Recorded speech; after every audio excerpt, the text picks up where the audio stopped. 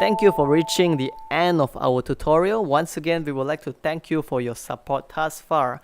And if you find what we do here to be helpful, please help us by leaving a like, comment, subscribe, and share our videos. Thank you so much.